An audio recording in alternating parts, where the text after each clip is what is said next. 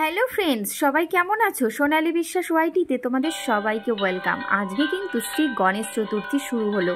আমি যদিও শ্রী গণেশ চতুর্থী পুজো কিন্তু করিনি, তবে হ্যাঁ, মিথ্যা বলে ভুল হবে, গণেশ মন্ত্র তো পাঠ করেছি, যতই শ্রী লক্ষ্মীনারায়ণ আর গোপু সোনা ঘরে থাকুক না কেন, তাই না? তো সকাল সকাল সমস্ত কাজ করে পুজো অর্চনা কিন্তু আমার 8:30টার মধ্যে সব কমপ্লিট হয়ে গেছে।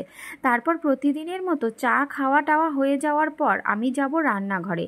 তার মধ্যে অনেক রকম মনের মধ্যে চিন্তা ভাবনা, যদি একটু লুচি পায়েস, একটু নাড়ু, একটু কত রকম জিনিস ইচ্ছা করছিল আজকে শ্রী গণেশের সামনে তুলে ধরি। কিন্তু কি করব, গণেশের মূর্তি না থাকলেও মনের কল্পনাতে তো সবসময় গণেশের মূর্তির ছবি আঁকা থাকে। আমরা যদি মনে মনে ঠাকুরকে প্রণাম করি তো শ্রী লক্ষ্মীনারায়ণের মাঝেও গণেশকে পাওয়া যায়। যাক, এত কথা বলার আর দরকার নেই, যেহেতু করতে পারিনি।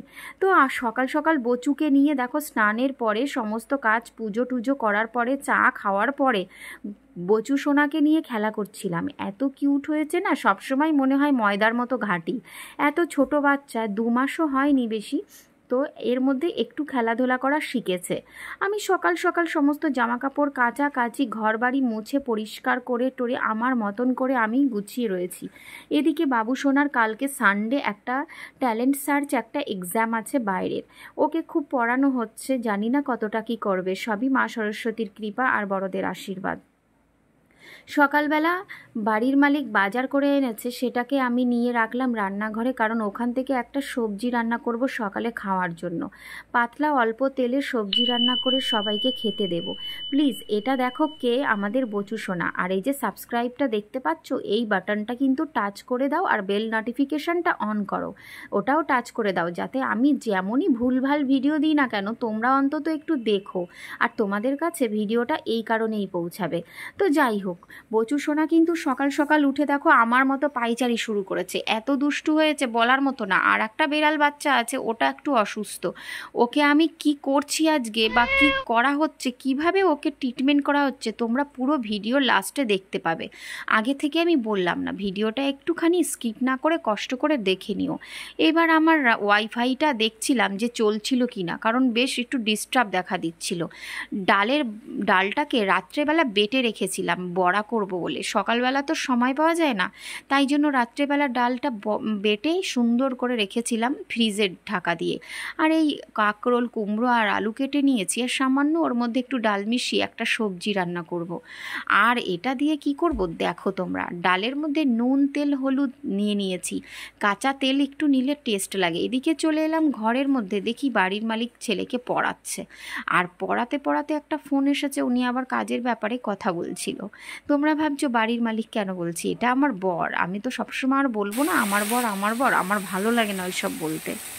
যাই হোক, দেখলেই তো, ডাল, তেল, নুন, হলুদ মিশিয়ে তারপরে কড়াইতে তেল গরম হলো, আমি বড়াগুলো ওই কড়াইতে ভেজে নিলাম। ওই কড়াইটা না খুব ভালো, কড়াইটা দেখতে খারাপ, কিন্তু জানো তো ওটা ফেলে দিতেও কষ্ট হয়, ওটা এত ভালো লাগে ভাজাভুজি করতে, তাই জন্য লোকে যাই বলুক আমি কড়াইটা না ফেলি না। হ্যাঁ, নতুন কড়াই তো থাকলে নিশ্চয়ই ইউজ করতাম, তবে আছে, ঠাকুর ঘরের জন্য আলাদা 2টো কড়াই আছে, আর আমার তেমনভাবে কেনা হয়নি।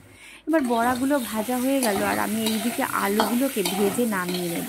তারপরে মশলা টশলা দিয়ে একটা ডালের বড়া ঝোল তৈরি করি। ডালের বড়ার ঝোল এত ভালো লাগে, তোমরা না খেলে বুঝতেই পারবে না। আর এটা কি বলো তো, এটা কচু ভাজা ছিল, শোলা কচু কুচি কুচি করে তেলে ভেজেছিলাম, ওটা সকালবেলা গরম ভাতে খাবো বোম্বাই লঙ্কা দিয়ে। এই দেখো বড়ার ঝোলটা কি সুন্দর হয়ে গেছে, এটাকে রেখে দিলাম। আর এদিকে বাসনগুলো আর বড়ার তরকারিটা কমপ্লিট, কারণ কি একটু গামাখা করে রসা রসা করে ঝোল করেছি, আর ওই তরকারিটা করেছি। সবজিটা তো সকালে ভাতে সবাই খাবে। আর এদিকে সমস্ত রান্নাঘর বাসন টাসন মাজা কমপ্লিট, রান্না হয়ে গেছে। আমি সেই ভিডিওটা তোমাদের দিলাম না এখানে, ওটা স্কিপ হয়ে গেছে। তো বাসন টাসন মেজে ফিনাইল দিয়ে ঘরটার মুছে কমপ্লিট করে আমি কিন্তু পুরো একদম ফ্রি হয়ে গেছি। সকাল সকাল গ্যাস শেষ হয়ে গেছিলো, তাই জন্য আবার একটা গ্যাস আনলো, আর ফাঁকা সিলিন্ডারটা ওখানেই রাখা আছে, আর তাই জন্য ক্যামেরার উপর আবার উঠলো। এদিকে আবার আমার ঘরে চলে এলাম, আমার রুমে ছেলেকে পড়াচ্ছিল ওর পাপার। এইদিকে আর একটা রুম, এটা বিধিখিস্তি অবস্থা ছিল, এমনই খারাপ অবস্থা বলার মতো না। এগুলো কাঁচা জামা কাপড় সব ছড়িয়ে ছিটিয়ে রাখা রয়েছে। তো যাই হোক, ছড়িয়ে ছিটিয়ে জামা কাপড়গুলো এবার একটা একটা করে ভাঁজ করে ফোল্ড করে আমার রুমে নিয়ে যাব, যে যেটা যেখানে থাকে সেখানে রেখে দেব। ভিডিওটা কিন্তু বন্ধুরা মন দিয়ে দেখো, কারণ অতটা ভালো করি না। এটা যেমন সত্যি কিন্তু খুব খারাপ হয় তেমন কিন্তু সত্যি নয়। তো জামা কাপড় ভাঁজ আমার কমপ্লিট প্রায় শেষের দিকে। আর এদিকে মহারাজ পায়চারি করছিল। আমি এবার বললাম কেন কি করছো? ছেলেকে দেখো তাকিয়ে রয়েছে, ওকে ভাত খাওয়াবো। আবার আমি রান্না করার পর আবার স্নান করেছি, তখন বাজে 11:15। তখন আমার এত গরম লাগছিল, আমি সহ্য করতে পারছিলাম না। সকাল 8:30টায় পুজো টুজো কমপ্লিট হয়ে গেছিলো স্নান টান করে। কিন্তু আবার আমি রান্নার পরে প্রতিদিনই একবার স্নান করি, কারণ আমার খুব কষ্ট হয় গরমে। এইবার আমি সবাই মিলে আমরা সকালে রুটি করি, কিন্তু রুটি কদিন গরমে খাওয়া হচ্ছে না, ওই জন্য অল্প করে সবজি দিয়ে গরম ভাত আমরা সবাই কটা খেয়ে নিই সকালবেলা। তারপর আমি আমার ভিডিওর কাজে, আমার নিজস্ব কাজে আর ছেলেকে পড়ানোর কাজে শুরু হয়ে যায়। তো চলো এবার আমরা সবাই খেতে বসবো। রান্নাঘরের সরঞ্জামগুলো ডাইনিং রুমে নেব।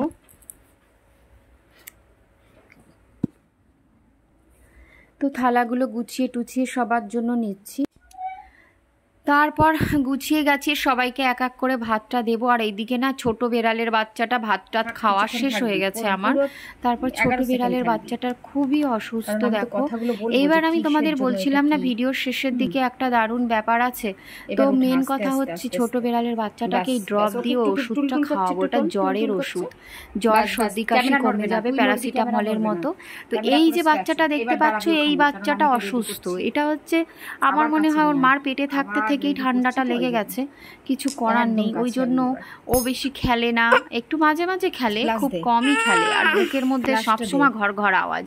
তো ওকে আমি প্যারাসিটামল খাওয়াবো, এই যে ড্রপ দিয়ে পুরো সব কিছু। ওই যে খাচ্ছে দেখো, মানে বুদ্ধি করে দেখো, অল্প একটু চামচে করে গুলিয়ে নিয়েছি, সেটা কিন্তু ড্রপে দিচ্ছি। গোটা প্যারাসিটামল খাওয়ালে কিন্তু মারা যাবে।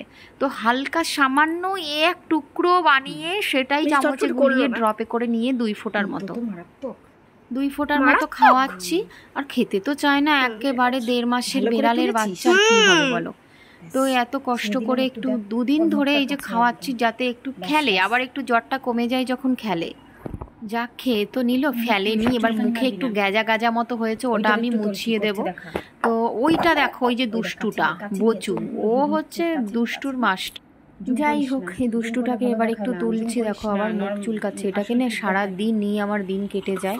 আর ওই বেড়ালটাকে বেশি ঘাঁটি না, কারণ ওটা তো অসুস্থ, তাই জন্য। তো বন্ধুরা, ভিডিওটা শেষের দিকে অবশ্যই সাবস্ক্রাইব করে দিও প্লিজ, পাশে থেকো, সাপোর্ট করো। আর আমার শর্টস ভিডিও অনেক সুন্দর হয়, অনেক ভালো হয়, কিন্তু বুঝতে পারছি না সাপোর্ট পাচ্ছি না কেন। হয়তো ভিডিও না দেওয়ার জন্য 2 মাস ধরে এই অবস্থা। যাই হোক, সবাই ভালো থেকো, সুস্থ থেকো।